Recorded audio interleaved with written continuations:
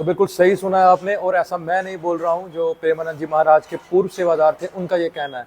तो बने रहिए पूरे ब्लॉग के बीच में और देखिए, हमारे एक रिपोर्टर भाई थे जिन्होंने ये पूरी रिपोर्ट कवर की है। तो पूरी वीडियो देखिए, लाइक कीजिए, सब्सक्राइब कीजिए और कमेंट कीजिए। जय श्री राम। हम ब्रज से हैं जी और महाराज जी के साथ 5 साल से रहे, जी उनके बिल्कुल निजी सेवा में रहे। जी अब हम फिलहाल दूसरे आश्रम में रह रहे हैं। हम अपनी गलती के कारण आश्रम से हट गए, और गुरुदेव का जो प्यार मिला, उनकी जो जेन्युइनिटी, उनकी जो सच्चाई हमें वहाँ मिली। हम पहले भी सिद्धों में रहे। हाँ जी, सुनिए, हम ब्रज से हैं जी और महाराज जी के साथ 5 साल से रहे, जी उनके बिल्कुल निजी सेवा में रहे। जी अब हम फिलहाल दूसरे आश्रम में रह रहे हैं। हम अपनी गलती के कारण आश्रम से हट गए, और गुरुदेव का जो प्यार मिला, उनकी जो जेन्युइनिटी, उनकी जो सच्चाई हमें वहाँ मिली। हम पहले भी सिद्धों में रहे, सिद्धों का आना जाना रहा हमारे पास। हम सिद्धों के चरणों में बैठ के काफ़ी दिन तक रहे, लेकिन पूज्य प्रेमानंद जी को जब हमने पाया तो हो सबको प्रणाम कर दिया। वो साक्षात राधा रानी ही हैं, इसमें कोई शक नहीं, कोई शक नहीं। उनसे हमें बड़ी कृपा मिल रही है। हर तरह की, हर पल, हर क्षण, हर समय आनंद में रहते हैं उनकी कृपा से। और पूछिए। ऐसा कहा जाता है, जैसे आप 5 वर्षों तक उनके साथ में रहे, ऐसा लोगों का कहना है और संतों का भी कहना है कि साक्षात राधा रानी ही हैं।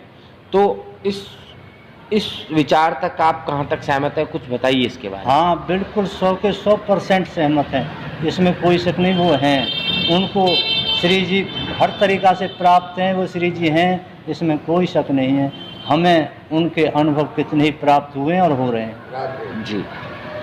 हाँ, पूज्य हमारे गुरुदेव श्री प्रेमानंद जी महाराज ने जो बताया वृंदावन के बारे में और श्री जी के बारे में, ठाकुर जी के बारे में, तो वो 1-2 अनुभव हमें भी हुए।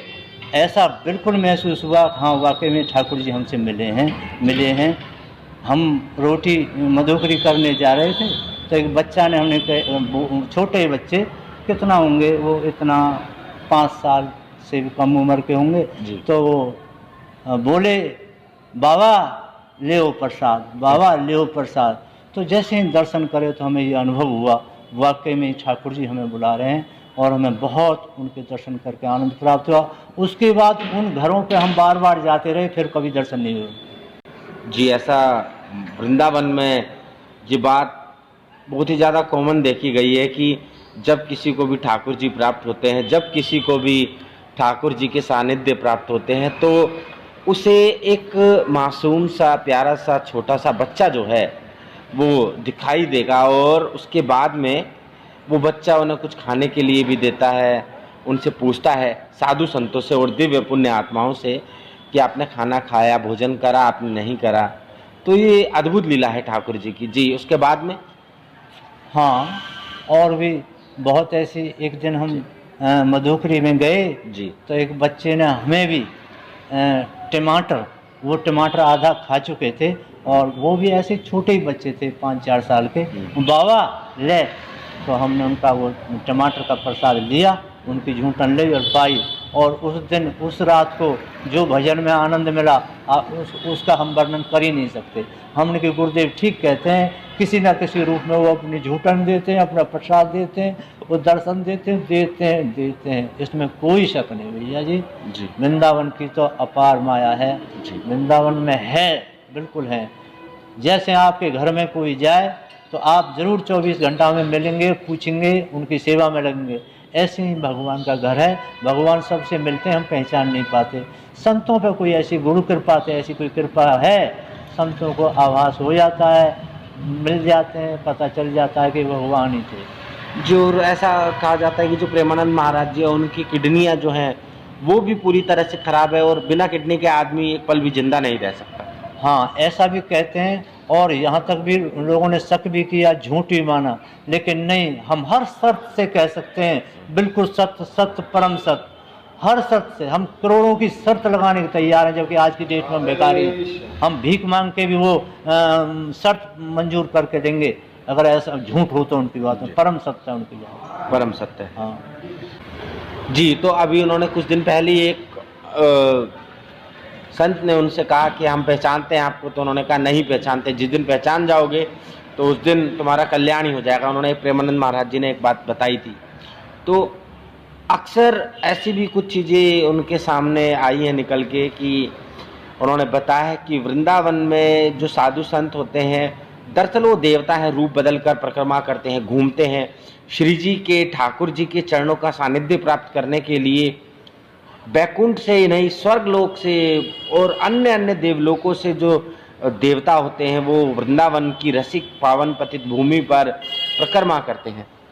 बिल्कुल बिल्कुल करते हैं जी। बिल्कुल करते हैं। और यहाँ तक भी कहूँगा मैं तो गुरुदेव की कृपा से एक दिखते भी हैं, मिलते भी हैं और छूने को भी मिलते हैं और बात करने को भी मिलते हैं। जी।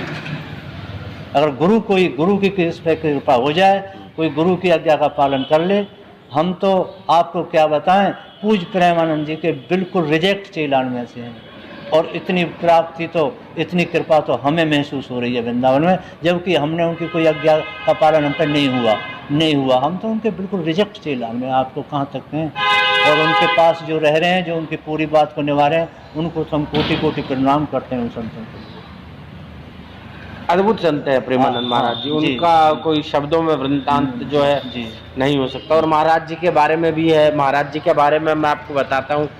महाराज जी ने अपना गृहस्थ त्याग दिया, और आज के वक्त में जो है गृहस्थ को त्यागना, इसका अर्थात मतलब ये होता है कि समस्त भोग क्रियाओं का आनंद छोड़ देना और भगवान की भक्ति करना, तो ये बहुत बड़ी बात है।